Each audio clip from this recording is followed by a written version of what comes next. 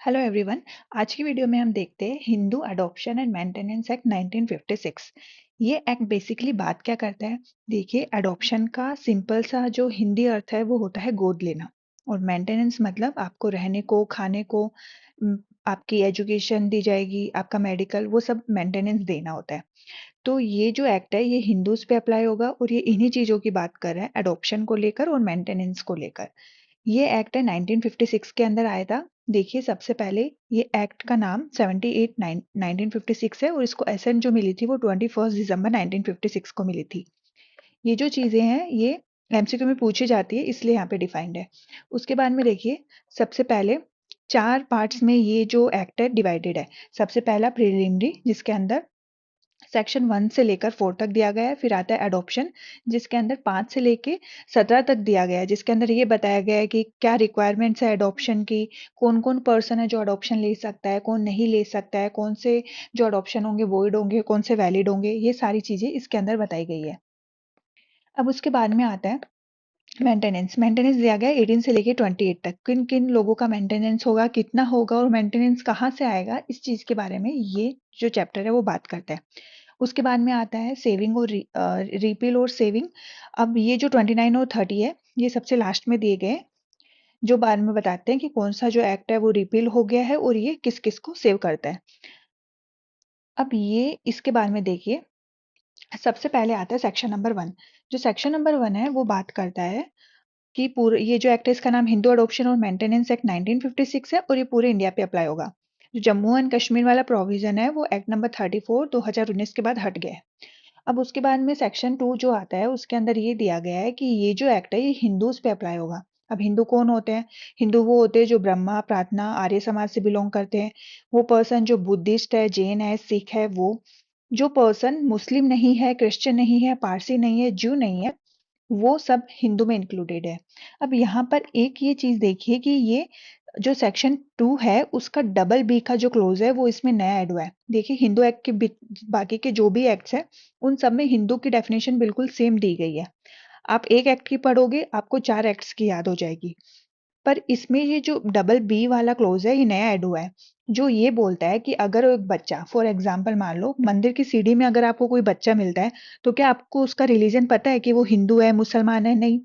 तो ऐसा जो बच्चा जो अबेंडेंड हो गया है अपने पेरेंट्स से, जो कि जिसके पेरेंट्स हमको नहीं पता है कौन है, ठीक है, जो यहाँ या तो उसके मम्मी पापा ने उसको अबेंडन कर दिया या वो कहीं पे मिला है, उसका पेरेंट्स पेरेंट्स का कोई पता नहीं है, तो ऐसे बच्चे भी यहाँ पे क्या होंगे, इस एक्ट में इंक्लूडेड होंगे, और ये इस क्लोज में बोला गया है। अब देखिए, जो सेक्शन 3 है उसके अंदर तीन डेफिनेशन हमको दी गई है सेक्शन 3 के अंदर, जिसमें सबसे पहली डेफिनेशन है कस्टम एंड यूजेस की। सेम डेफिनेशन है जो हिंदू मैरिज एक्ट में दी गई है कि कंटिन्यूसली होना चाहिए, यूनिफॉर्म होना चाहिए, बहुत टाइम, लंबे टाइम से यूज होना चाहिए उसका, ठीक है। तो यही लॉन्ग टाइम तक यूज होना चाहिए, यही डेफिनेशन है कस्टम एंड यूजेस की। बस अनरीजनेबल नहीं होना चाहिए और अपोज टू पब्लिक पॉलिसी नहीं होना चाहिए। अब उसके में सेकंड पॉइंट है, उसके अंदर मेंटेनेंस दिया गया है। अब देखिए, मेंटेनेंस में क्या क्या इंक्लूड होता है। तो सबसे पहले देखिए, मेंटेनेंस में सब केसेस में तो क्या इंक्लूड होगा, फूड, क्लोथिंग, रेजिडेंस, एजुकेशन या फिर मेडिकल ट्रीटमेंट अगर आपका है वो सारे मेंटेनेंस में इंक्लूड होंगे। पर अगर अनमैरिड डॉटर है तो जितने भी रीजनेबल एक्सपेंसेस है उसकी, और उसकी शादी का जितना भी खर्चा है वो आपको मेंटेन करना पड़ेगा, वो मेंटेनेंस के अंदर आता है। तो ये हमको सेक्शन 3 बताता है, बी क्लोज के अंदर मेंटेनेंस दिया गया है। अब जो थर्ड नंबर है, सी क्लोज, उसके अंदर माइनर की डेफिनेशन दी गई है कि जो भी 18 प्लस है वो माइनर होगा, ठीक है। तो तीन डेफिनेशन ही दी गई है डेफिनेशन क्लोज में, छोटी छोटी। जो पहली है कस्टम एंड यूजेस, सेकंड है मेंटेनेंस, और थर्ड है चाइल्ड, माइनर के बारे में कि माइनर जिसने 18 साल कंप्लीट नहीं किए वो माइनर है। अब उसके बाद में देखिए सेक्शन नंबर 4।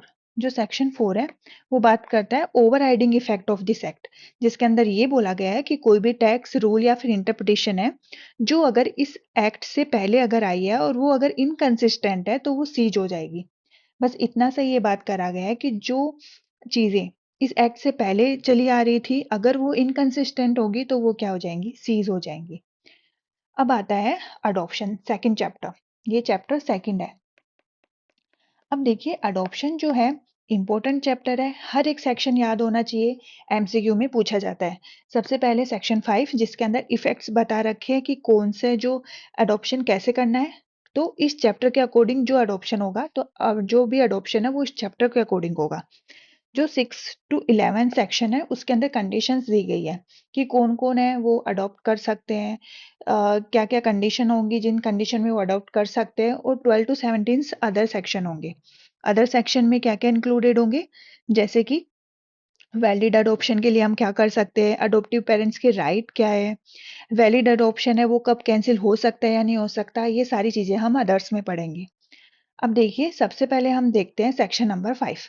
जो सेक्शन नंबर 5 है वो बात करता है सब की अडॉप्शन है वो इस चैप्टर के अंडर रेगुलेट होगा। जैसे इस चैप्टर के अंदर दिया गया है वो उसके अकॉर्डिंग ही रेगुलेट किया जाएगा, और अगर कोई अडॉप्शन इसके अकॉर्डिंग नहीं बनाया गया तो वो वॉइड हो जाएगा। तो अगर यहाँ पर कोई भी, ये कह रहा है कि अगर यहाँ पे कोई भी अडॉप्शन है जो इस चैप्टर के इस एक्ट के अकॉर्डिंग नहीं लिया गया है तो वो क्या हो जाएगा, वॉइड माना जाएगा, उसको वैलिड नहीं माना जाएगा। अब सब सेकंड जो 6 सेक्शन है उसके अंदर दी गई है रिक्वेस्टिंग की वैलिड अडॉप्शन की क्या क्या रिक्वेस्टिंग होगी, क्या क्या रिक्वायरमेंट्स होगी। तो सबसे पहली रिक्वायरमेंट क्या है कि जो भी अडॉप्ट कर रहे हैं उनकी कैपेसिटी होनी चाहिए वो अडॉप्शन लेने की। सेकंड पॉइंट में जो अडॉप्शन दे रहे हैं तो उनकी भी कैपेसिटी होनी चाहिए अडॉप्शन देने की। थर्ड ये कह रहा है कि कैपेबल होना चाहिए, जो भी पर्सन अडॉप्ट कर रहा है वो कैपेबल होना चाहिए अडॉप्शन के लिए। और फोर्थ ये कह रहा है कि अगर कोई कंडीशंस है जो इस चैप्टर के अकॉर्डिंग है तो वो भी यहाँ पे इंक्लूडेड होगा। अब देखिए जो 7 सेक्शन है उसके अंदर आता है कि मेल हिंदू है उसकी क्या कैपेसिटी होगी अडॉप्शन करने की। तो पहले देखिए मेल हिंदू की क्या क्या कैपेसिटी होगी। तो कोई भी हिंदू मेल है जो कि अनसाउंड माइंड का होगा, अनसाउंड माइंड नहीं होना चाहिए, माइनर नहीं है, ठीक है, और कंसेंट लेगा अपनी वाइफ की, ये भी मैंडेटरी है। तो अगर कोई मेल हिंदू जिसको अडॉप्शन लेना है तो सबसे पहले कंडीशन ये है कि वो साउंड माइंड होना चाहिए, दूसरी कंडीशन ये है कि वो माइनर नहीं होना चाहिए, मेजर होना चाहिए, और तीसरी कंडीशन ये है कि उसकी कंसेंट ली होनी चाहिए उसने अपनी वाइफ की। अब देखिए वाइफ की कंसेंट कब जरूरी नहीं होती है, तो अगर उसने रिनाउंस कर दिया, मतलब सब कुछ छोड़ छाड़ के वो महात्मा बन गया है, साधु महात्मा बन गया है, तब जरूरी नहीं है। अनसाउंड माइंड का बन गया है, मतलब कि पहले वो साउंड माइंड था पर वो अनसाउंड पागल हो गया है तो वो नहीं ले सकता है अडॉप्शन। और फिर नॉट रिमेन हिंदू, अब वो हिंदू ही नहीं रहा, उसने अपना धर्म ही बदल लिया, ठीक है, तब भी वो क्या कर सकता है, अडॉप्शन नहीं लेगा। अब एक चीज यहाँ पे ये देखनी है कि अगर एक से ज्यादा वाइफ है तो सबकी कंसेंट रिक्वायर्ड है। अब आप बोलोगे एक से ज़्यादा वाइफ कैसे हो सकती है, बाइगेमी तो अलाउड ही नहीं है। तो देखिए ये जो एक्ट बना था ये 1956 में बना था, और हमारा हिंदू मैरिज एक्ट जो है वो 1955 के अंदर आया था। अब 55 से पहले जो शादियां हुई थी तब तो लोगों के क्या एक से ज्यादा बीवियां होती थी, तो एक से ज्यादा जो वाइफ है उस टाइम की जो चली आ रही है उन पे ये चीज अप्लाई होगी। अब देखिए आज की डेट में तो ये चीज अप्लाई नहीं होगी क्योंकि अब इस एक्ट को आए हुए बहुत ज्यादा टाइम हो गया है, और अब बाइगेमी है जो अलाउड भी नहीं है, मतलब आप एक से ज्यादा वाइफ नहीं रख सकते हैं। पर ये एक्ट पुराना है इसलिए ये प्रोविजन यहाँ पे डाला गया है कि अगर एक से ज्यादा आपकी वाइफ है तो भी आप अडॉप्शन लेने के टाइम उन हर एक वाइफ की कंसर्न लेंगे। अब देखिए जो सेक्शन 8 है उसके अंदर हमें दिया गया है कि फीमेल हिंदू की क्या कैपेसिटी होगी अडॉप्शन लेते टाइम। तो जो फीमेल जो है वो होगी सबसे पहले sound mind, same requirement, minor नहीं होनी चाहिए, मेजर होनी चाहिए, और कंसेंट है वो हस्बैंड की रिक्वायर होना चाहिए। अगर मेल है तो वाइफ की कंसेंट, और फीमेल है तो हस्बैंड की कंसेंट। अब हस्बैंड की कंसेंट कम रिक्वायर नहीं होती, अगर हस्बैंड है वो रिनाउंस हो गया है, अनसाउंड माइंड का हो गया है, या फिर वो हिंदू ही नहीं रहा है, तो वो क्या करेगी, नहीं लेगी उसकी कंसेंट। तो दोनों की कंडीशन सेम है, बस ये याद रखना है कि मेल है वो 7 के अंदर आता है और फीमेल है वो 8 के अंदर आती है सेक्शन वाइज। अब देखिए उसके बाद में आता है सेक्शन 9 जिसका नाम है person capable of giving in adoption. वो कौन कौन से पर्सन है जो कि कैपेबल है अडॉप्शन देने के लिए। तो सबसे पहले आता है नो वन, कोई भी नहीं कर सकता, किसके अलावा, फादर मदर और गार्जियन। सिर्फ 3 लोग ही ऐसे हैं जो कि अडॉप्शन दे सकते हैं, जिसमें सबसे पहले फादर आता है, सेकंड पे मदर आती है और तीसरे पे गार्जियन आता है। सिर्फ यही लोग, अपने मम्मी पापा और गार्जियन, सिर्फ यही लोग अडॉप्शन दे सकते हैं, इसके अलावा कोई अडॉप्शन नहीं दे सकता। अब देखिए कोई भी बाहर का आदमी आता है, कोई भी बच्चा खेल रहा है, आप तो बोलोगे ये बच्चा खेल रहा है, लो आप अडॉप्शन में ले जाओ। तो सिर्फ ऐसा नहीं होगा, सिर्फ अडॉप्शन फादर मदर या फिर उसके गार्जियन ही अडॉप्शन दे सकते हैं। अब उसके बाद में सेकंड में पॉइंट ये बोलता है कि फादर और मदर है, उनके इक्वल राइट्स है, पर कंसेंट है, फिर भी रिक्वायर कब नहीं होती है, अगर उनमें से रिनाउंस हो गया वर्ड को, मतलब छोड़ के चले गए, अनसाउंड हो गए, या फिर हिंदू नहीं रहे। सेम कंडीशन जो हमने अभी जो मेल और फीमेल की अडॉप्शन में पढ़ी थी वही, कि रिनाउंस, ये 3 कंडीशन तो बाय हार्ट लर्न ही कर लो, क्योंकि एक्सेप्ट में ये हर बार यही लगनी है। सबसे पहले रिनाउंस कर दिया वर्ड को, मतलब छोड़-छाड़ के चला गया। सेकंड अनसाउंड माइंड हो गया, मतलब पागल हो गया। और थर्ड वो हिंदू रहा ही नहीं है, उसने अपना धर्म बदल लिया है। तो इन 3 केस के अलावा कंसर्न जरूरी नहीं होती है फादर और मदर और गार्जियन की। अब उसके बाद में आता है वेयर एवर मदर गार्जियन, अगर wherever matter of guardian का है, या फिर पेरेंट्स डाइड हो गया, ठीक है, तो क्या करेंगे, या फिर रिनाउंस कर दिया वर्ड को, या फिर अनसाउंड माइंड हो गया। और तीसरा, उसका पेरेंट्स का पता ही नहीं है कि कौन है, उस बच्चे के पेरेंट्स का पता ही नहीं है, या फिर वो अबेंडेंट हो गया है, मतलब उसको छोड़ के चले गए, तो कोर्ट है वो परमिट करेगा अडॉप्शन को। ठीक है, तो ये जो केसेस होते हैं जहाँ पे गार्जियन है, जहाँ पे पेरेंट्स मर गए हैं, जहाँ पे रिनाउंस कर लिए वर्ड को, अनसाउंड हो गए हैं, पेरेंट्स का पता नहीं है, या फिर पेरेंट्स छोड़ के चले गए हैं, तो इन केसेस में क्या होंगे, जो कोर्ट है वो परमिट करेगी अडॉप्शन को। नो इफेक्ट ऑफ कन्वर्जर, कन्वर्जर का यहाँ पे कोई इफेक्ट नहीं दिया गया है सेक्शन 9 के अंदर। अब देखिए कोर्ट है यहाँ पे क्या देगा, परमिशन देने से पहले क्या देखेगा, सबसे पहले वो ये देखेगा कि बच्चे का क्या वेलफेयर है, ठीक है, बच्चे की क्या विश है, वो कहाँ रहना चाहता है वो देखेगा, एज और अंडरस्टैंडिंग क्या है बच्चे की, और कोई भी नो रिवॉर्ड और कंसिडरेशन है जो कि परमिशन ऑफ कोर्ट की परमिशन से नहीं लिया जाना चाहिए को, मतलब कि कोई भी आप उसको रिवॉर्ड दे रहे हैं या कंसिडरेशन दे रहे हैं, कि अगर तू मेरे पास आएगा तो मैं तुझको एक बहुत बड़ा सा सुंदर सा टेडी बियर ला के दूंगा, तो ये आप उसको रिवॉर्ड दे रहे या आप नहीं दे सकते, पर कोर्ट की परमिशन अगर होगी तो आप दे सकते हैं। तो ये कुछ कंडीशन है कि परमिशन अगर कोर्ट ले रहा है तो क्या क्या देखेगा, बच्चे का वेलफेयर देखेगा, बच्चे की इच्छा देखेगा, उसकी एज और अंडरस्टैंडिंग देखेगा, और ये देखेगा कि उसको कोई भी रिवॉर्ड और कंसिडरेशन तो नहीं दिया गया है। तो ये जो हमारा है सेक्शन 9 में इतना ही सब दिया गया है। अब उसके बाद में हम देखते हैं सेक्शन 10। सेक्शन 10 ये बोलता है कि होम कैन गिव अडॉप्शन, जिसमें सेक्शन का नाम ये है कि person who may be adopted, वो कौन कौन से पर्सन होते हैं जिनको अडॉप्ट किया जा सकता है, जिनको हम अडॉप्ट कर सकते हैं। तो ये सेक्शन 10 के अंदर दिया गया है। सबसे पहले ये बोला गया है कि हिंदू को हम अडॉप्ट कर सकते हैं, उस पर्सन को अडॉप्ट कर सकते हैं जो ऑलरेडी अडॉप्टेड नहीं है। फिर उसके बाद में नॉट मैरिड, जो मैरिड नहीं है उसको अडॉप्शन कर सकते हैं, ठीक है, और नॉट मोर देन 15 ईयर, 15 साल के ऊपर का नहीं है तो अडॉप्शन कर सकते हैं।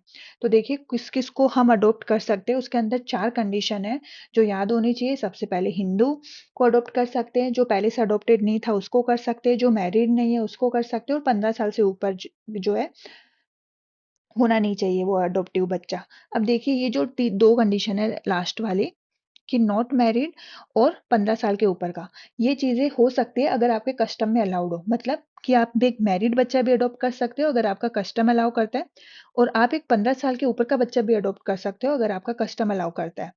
तो ये सारी चीजें हमारी सेक्शन 10 के अंदर दी गई थी। अब उसके बाद में आता है 11 के अंदर other condition for valid adoption. दूसरी और क्या कंडीशन होगी वैलिड अडॉप्शन के लिए, तो सबसे पहले ये बात है कि सिर्फ जो सन है वो अडॉप्ट होना चाहिए।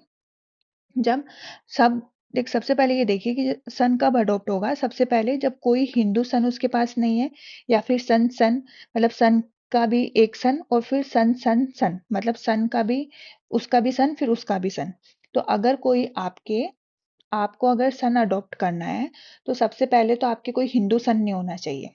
मतलब एक मम्मी पापा है, मान लो वो एक बेटा अडॉप्ट करना चाहते हैं, तो सबसे पहले तो उनकी कोई बेटा नहीं होना चाहिए। दूसरा, उनके बेटे का बेटा नहीं होना चाहिए, मतलब उनका पोता नहीं होना चाहिए। और फिर बेटे का बेटा मतलब पड़पोता उनके नहीं होना चाहिए। तो ये कंडीशन है किसी बेटे को अडॉप्ट करने के लिए। अब सेकंड कंडीशन देखिए, डॉटर अगर होगी तो अगर डॉटर है वो अडॉप्ट हो जाएगी अगर उनके कोई हिंदू डॉटर नहीं है, या फिर उनके सन की कोई डॉटर नहीं है।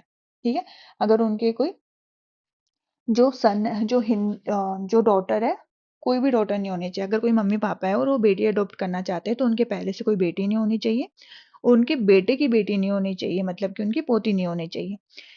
अब ये देखिए, अगर कोई मेल हिंदू है वो अडॉप्ट करना चाहता है फीमेल को, तो वो क्या होंगे, 21 ईयर्स का गैप देखेंगे दोनों के बीच में।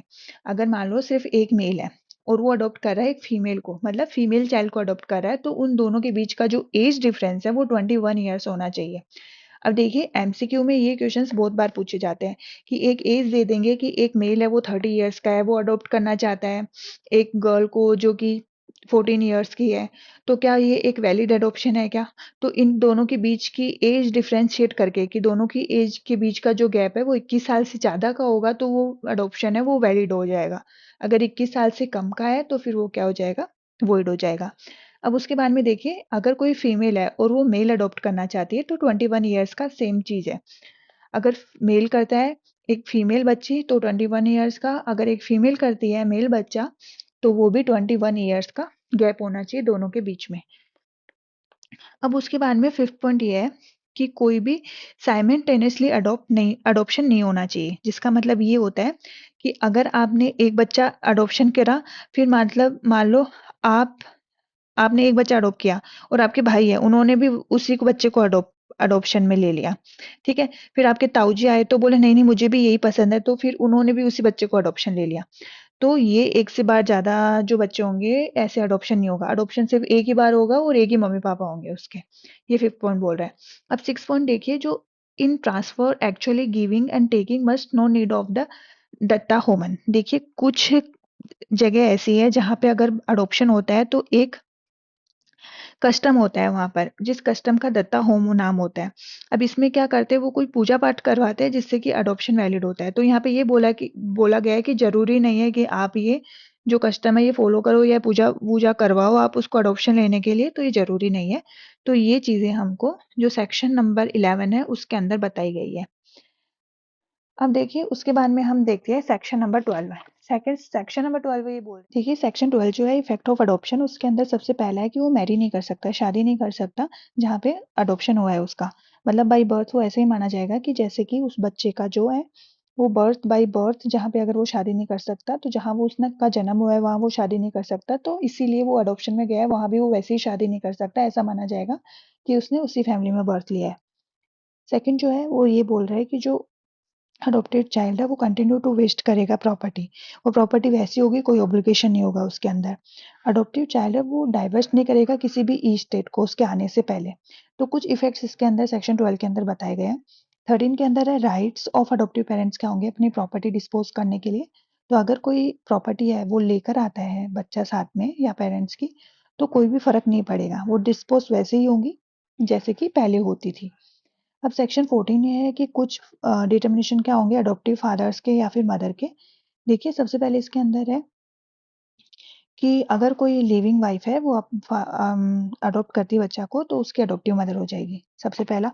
दूसरा ये कह रहा है कि कोई अडॉप्शन है वो कंसेंट एक से ज़्यादा वाइफ की कंसेंट से हुआ है, मतलब 4 वाइफ है मान लो उसकी और सबकी कंसेंट से वो बच्चा अडॉप्ट हुआ है, तो सबसे पहली जो सीनियर होंगी, सबसे सीनियर मोस्ट होगी वो तो मदर हो जाएगी, और बाकी की बची हुई इसकी क्या हो जाएगी, स्टेप मदर हो जाएगी।